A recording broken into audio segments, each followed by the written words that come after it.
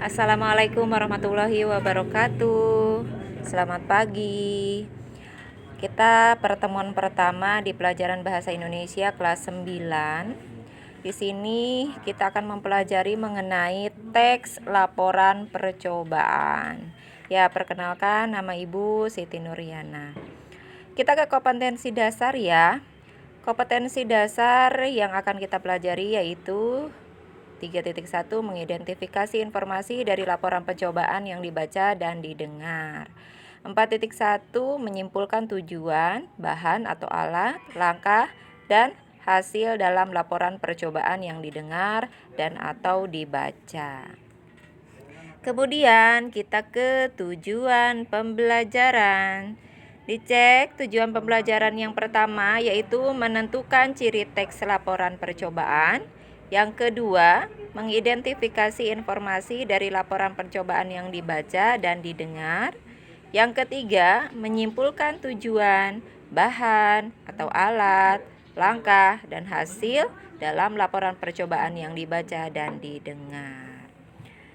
Kemudian kita ke materinya langsung. Coba nih, di sini kalian bisa baca mengenai pengertian teks laporan percobaan. Teks laporan percobaan adalah teks yang menyajikan informasi mengenai hasil percobaan yang diperoleh melalui percobaan dan analisis yang sistematis dengan apa adanya. Jadi, laporan percobaan ini benar-benar dilakukan dengan proses analisis, kemudian berurutan dan tidak boleh mengarang atau harus sesuai dengan fakta. Kemudian kita ke ciri-ciri teks laporan percobaan. Ciri yang pertama adalah objektif.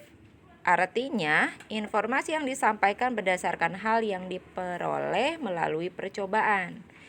Artinya harus apa adanya, harus berupa kejadian yang sebenarnya, tidak boleh ngarang. Kemudian yang kedua, fakta. Berarti tidak berdasarkan dugaan yang belum terbukti. Artinya percobaan ini harus benar-benar dilaksanakan, dilakukan. Jadi tidak boleh mengarang ya.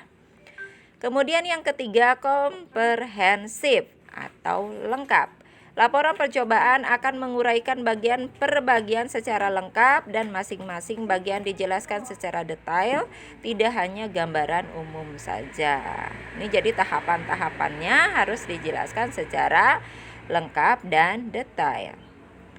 Kita ke bagian berikutnya yaitu mengenai kebahasaan.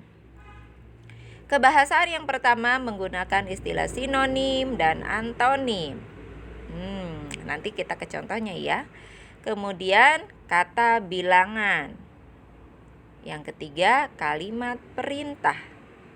Yang keempat yaitu kata hubung atau konjungsi. Nah, apa sih contohnya antonim, sinonim, kata bilangan, kalimat perintah, dan kata hubung? Nih kita bahas ya. Antonim contohnya berani, antonimnya takut. Besar, antonimnya kecil. Contoh lainnya tinggi, antonimnya pendek. Jadi antonim ini adalah lawan makna kata. Jadi harus yang ada dua kata tapi maknanya berlawanan. Berbeda dengan sinonim. Kalau sinonim ada dua kata tapi maknanya sama. Contoh, laris sama dengan laku. Berbohong sama dengan kata dusta. Jadi walaupun dua kata tapi maknanya sama. Kemudian kita ke yang ketiga yaitu kata bilangan. Kata bilangan ini contohnya yang menunjukkan jumlah 1, 2, 3, puluhan dan lain-lain. Kemudian ada kata perintah. Kata perintah ini biasanya diikuti dengan partikel lah ya. Aduklah, campurkan, campurlah ya itu kata perintah. Kata perintah ini nanti akan ada di dalam kalimat perintah, artinya menyuruh atau mengajak ya. Misalnya campurlah terigu itu dengan putih telur. Aduklah adonan tersebut sampai merata. Nah, itu kan sudah dalam bentuk kalimat. Di dalam kalimat perintah itu terdapat kata perintah gitu, atau kata yang menyuruh. Kemudian menggunakan kebahasaan kata hubung atau kita kenal dengan istilah konjungsi.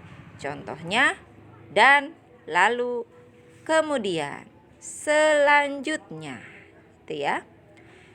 Itu mengenai kebahasaannya. Kita ke bagian struktur. Struktur dari laporan percobaan yang pertama harus ada judul. Misalnya judulnya adalah memasak mie instan atau apalah, atau membuat kerajinan tangan saya ya. Kemudian tujuannya apa? Nah, tujuan untuk percobaan itu apa? Alat dan bahannya apa saja? Misalnya, alat itu berupa benda benda yang bisa dipakai berulang-ulang ya. Kemudian misalnya contoh-contoh, kalau kalian mau membuat kopi, alatnya kan gelas dan sendok.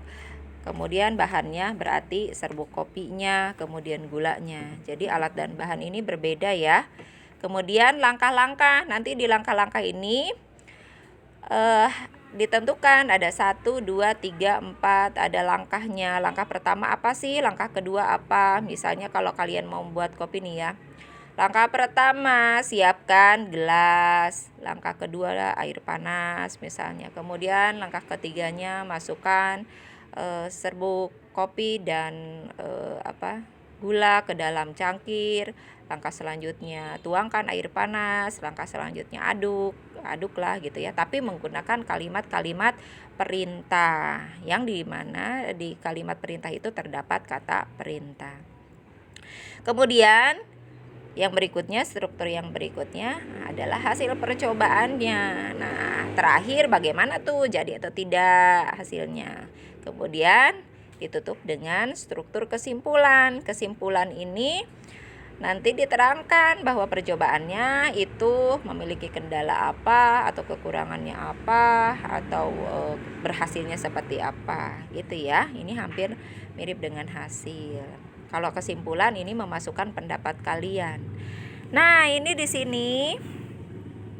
sini kita lihat ada contohnya. Saya ambil dari blog Ruang Guru. Membuat slime tanpa boraks. Membuat slime tanpa boraks. Kalian tentunya tahu slime kan? Nah, itu kan judulnya, membuat slime tanpa borak. Kemudian kita lihat tujuannya. Kamu bisa membuat slime di rumah dengan bahan aman dan biaya yang lebih hemat daripada membeli di luar. Kegiatan ini dapat membuat kamu menjadi lebih kreatif dan inovatif. Jadi tujuannya agar membuat kamu lebih kreatif dan inovatif. Kita lihat di sini ada alat dan bahan. Nih kalau kalian nanti mau buat laporan percobaan, boleh dipisah alat dulu dan bahan, kemudian bahan, atau boleh disatukan seperti ini. Ya, kalian bisa lihat alat dan bahannya apa aja. Kemudian langkahnya, di sini ada langkahnya. Kalian bisa lihat langkahnya apa saja. Yang pertama, campurkan terlebih dahulu lempofinal, pembersih lantai, deterjen cair, deterjen bubuk, dan air serbuk secukupnya ke dalam wadah slime. Gitu ya. Itu tinggal dibaca aja oleh kalian sampai akhir. Boleh juga lihat referensi yang lainnya. Oke, semoga paham. Selamat pagi. Wassalamualaikum warahmatullahi wabarakatuh. Jangan lupa di subscribe dan like. Oke.